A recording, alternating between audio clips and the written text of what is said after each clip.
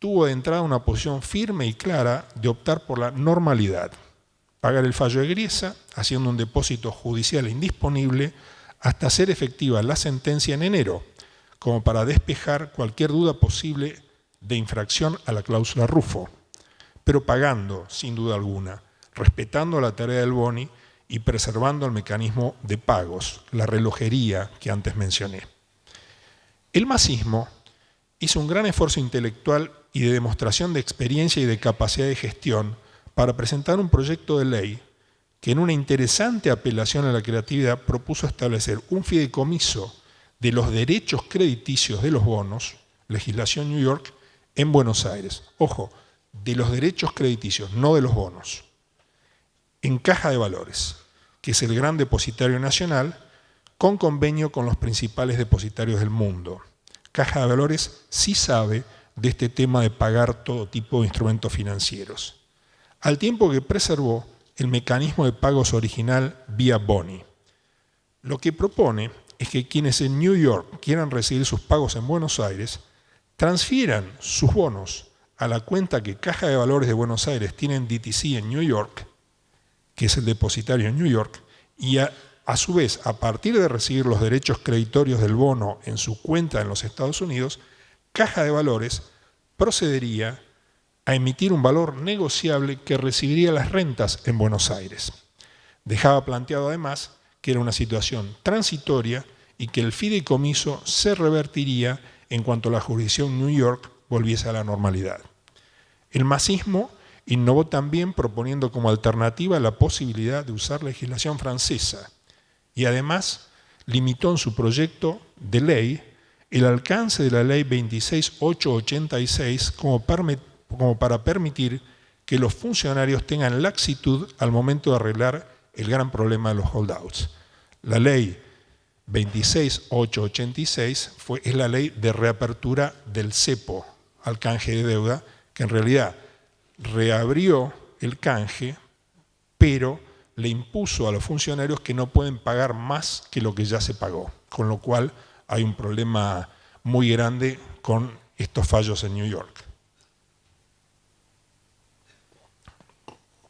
El oficialismo solo copió del masismo la posibilidad de la legislación francesa, que tiene algunos rasgos impositivos antibuitres, pero que no es, ni por casualidad, una legislación relevante en el mundo financiero.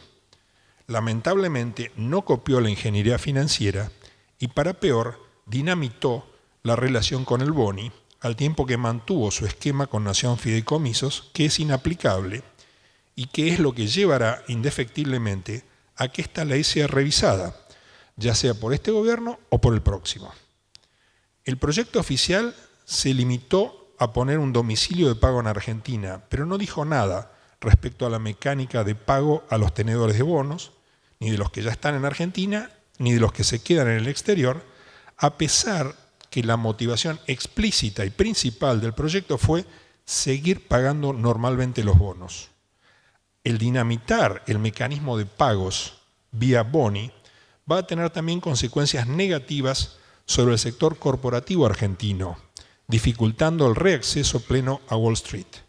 A título de ejemplo, los ADR de las empresas argentinas que cotizan en Wall Street surgen de un convenio entre DTC, Caja de Valores y el Boni. El problema a corto plazo es que estamos yendo a una situación en que se pone en riesgo toda la reestructuración de la deuda y se están creando trabas para la relación futura del país con Wall Street.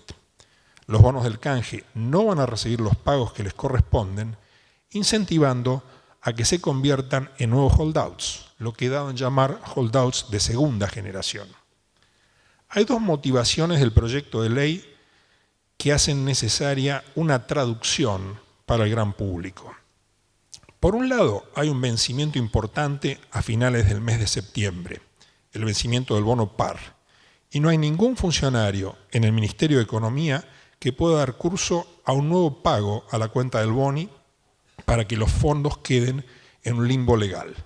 Y sería necesario resolver este aspecto, ya que parte importante del relato es que la Argentina es un gran pagador.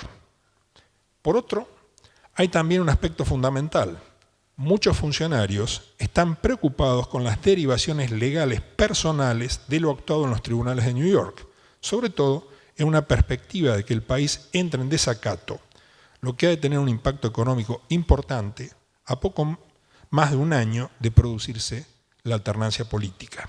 Pero el problema central es que a los efectos de solucionar el problema del default, la estructura propuesta por la ley es técnicamente errónea.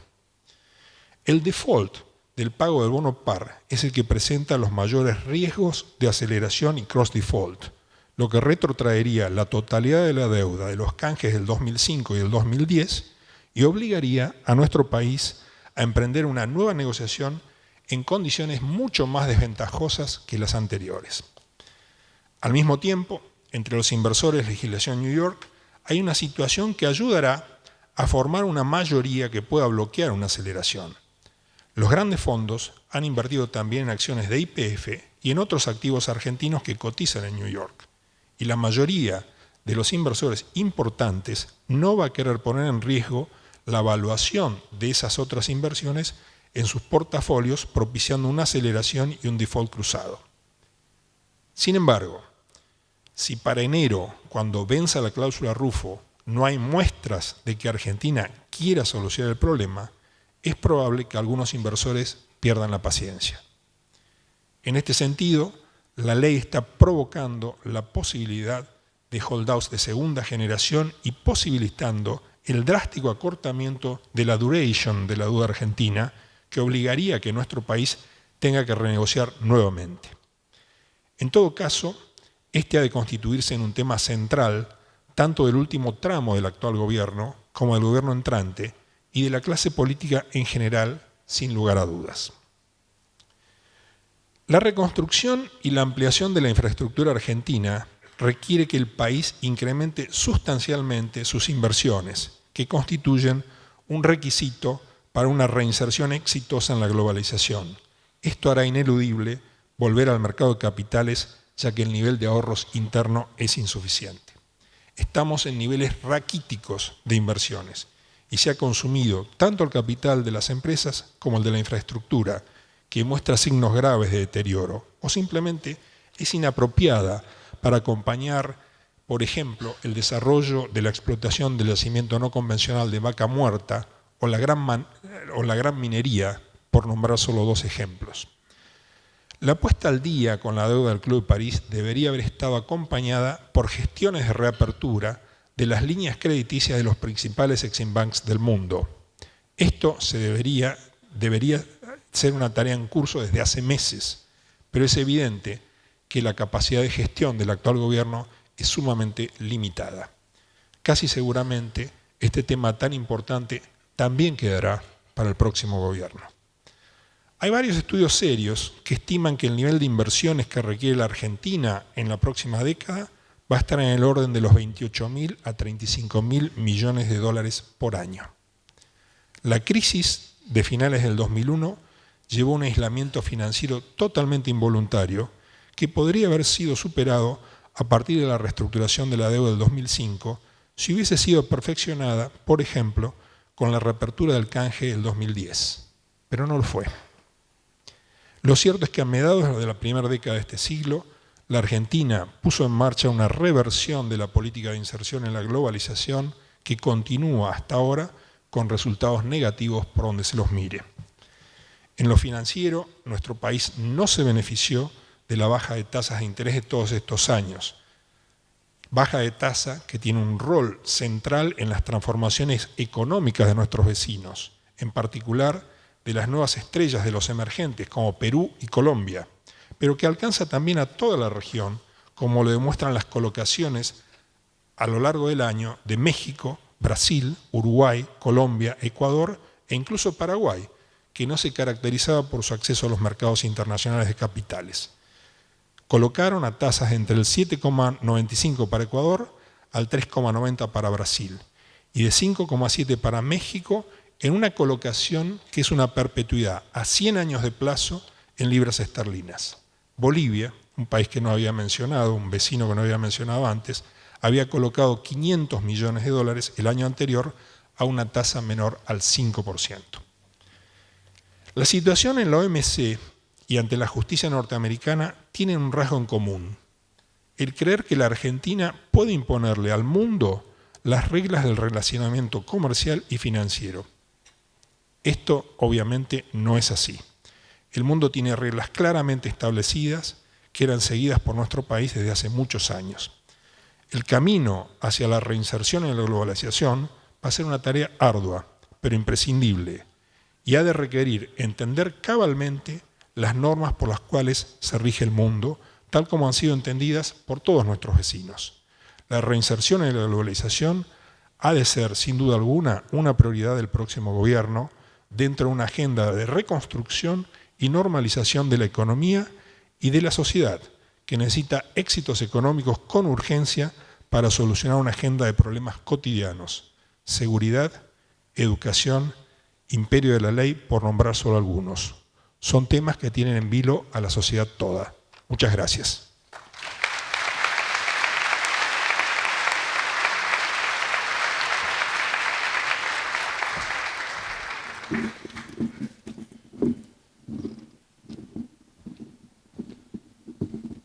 Bueno, para poder completar este segundo panel, quiero trasladarles dos preguntas a nuestros expositores. Una para Inés Butler. Inés, querría preguntarte, más que nada ante la evidencia de que el ordenamiento macroeconómico todavía tiene tiempos que van a ir demorando, ¿cuál crees que puede ser una estrategia viable que puede plantearse una empresa para avanzar en el mundo exportador y ganar, digamos, por lo menos mantener y conservar los mercados que tiene? Digamos, ¿hay que esperar o crees que hay posibilidades dentro de lo que es nuestro esquema actual?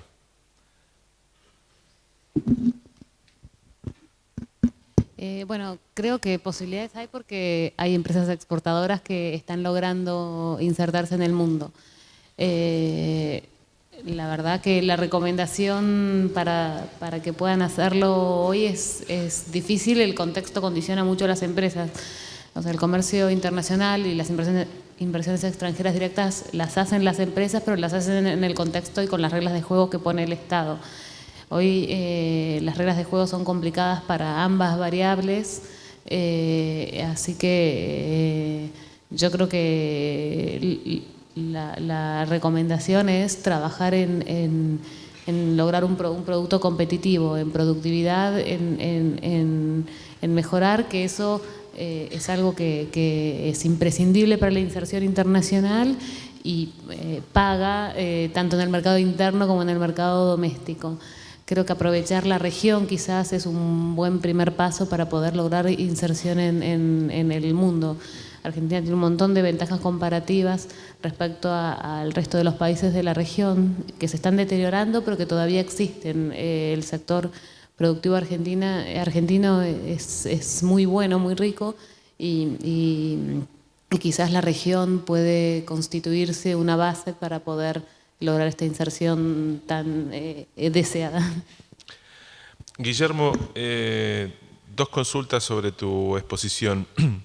En un par de ocasiones creo que diste a entender cuando planteabas que la ley de cambio de domicilio de pago de la deuda establecía una convalidación sobre lo actuado no solamente en los primeros canjes, digamos, durante tu gestión, sino lo actuado también en sede judicial hasta esta instancia.